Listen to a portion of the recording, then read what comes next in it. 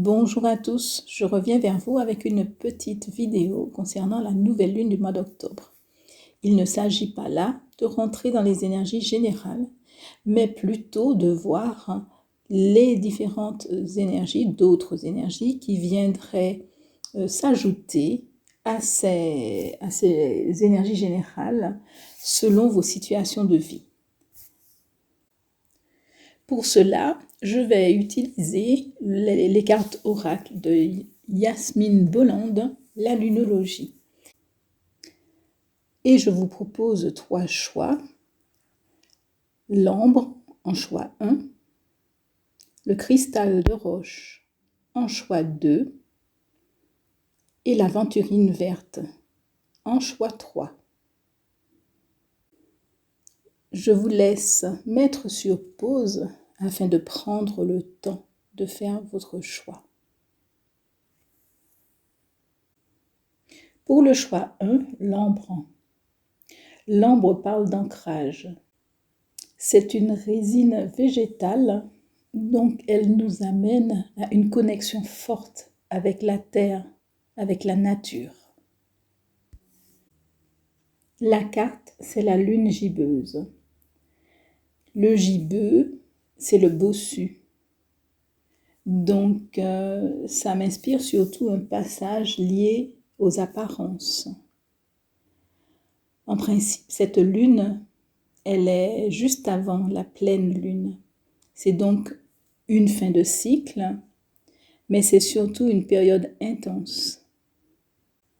Et ce n'est pas le moment de perdre de vue votre objectif. Si vous avez l'impression que rien ne bouge, ou que les retours que vous avez ne sont pas à la hauteur de toutes les actions que vous avez pu mener, ce n'est qu'illusion. Ne vous découragez pas. Faites le point de là où vous en êtes sans obsession. Restez centré et gardez le rythme. Tout est en train de se mettre en place. Je vous souhaite une jolie journée et je vous dis à bientôt. Le choix 2, c'est le cristal de roche. Ça me parle de transparence, de pureté, de choses qui s'amplifient.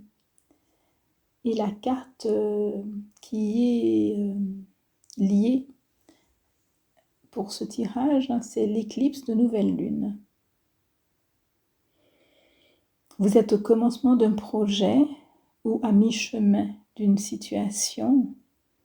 Cette carte est une confirmation que vous ne pouvez pas échouer, que vous avez donc toutes les qualités, tout le pouvoir nécessaire pour réaliser vos rêves. Prenez le temps d'observer, prenez le temps de vous concentrer sur la situation, de mener les améliorations, de les mener, de les mettre en place, car c'est vraiment cette notion de vous ne pouvez pas échouer, vous ne pourrez pas, que vous ne changiez rien dans votre projet ou que vous me l'améliorez, ça sera une réussite.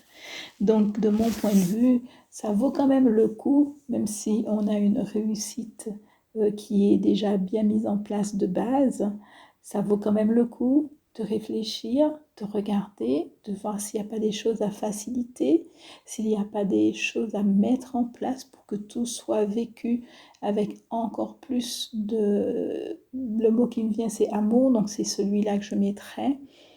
Et du coup, faire les changements qu'il faut pour obtenir encore plus de succès. Voilà, je vous souhaite une jolie journée et je vous dis à bientôt. Pour le choix 3, le choix de l'aventurine verte. L'aventurine, en règle générale, on parle d'abondance. Quand on va un peu plus loin, on va parler de rétablissement émotionnel, mais surtout de vivre selon son cœur. J'ai envie de dire selon le son de son cœur. La carte qui est liée à l'aventurine est le premier quartier. Ça sent le bon test de l'univers. C'est l'univers qui vous demande de croire en vos rêves, à la réussite de vos projets. Il vous demande de voir les défis comme des expériences pour aller vers une meilleure version de vous-même. Ces défis sont des tremplins qui vous forgent, qui vous donnent une force puissante. Même si la tempête est là, imaginez-vous bien debout, fort, résistant à toutes les bourrasques. Le calme n'est plus très loin. Je vous souhaite une jolie journée et je vous dis à bientôt.